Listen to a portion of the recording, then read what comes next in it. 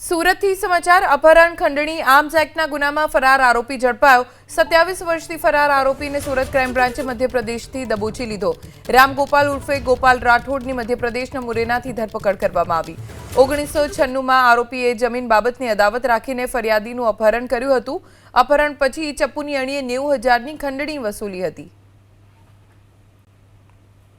27 વર્ષથી ફરાર આરોપી આખરે ઝડપાયો જેનું નામ રામગોપાલ ઉર્ફે ગોપાલ રાઠોડ છે મધ્યપ્રદેશના મુરેનામાં હોવાની જાણકારી મળતા જ સુરત ક્રાઇમ બ્રાન્ચે ટીમો દોડાવી મધ્યપ્રદેશથી આ શખ્સને ઝડપી લેવામાં આવ્યો છે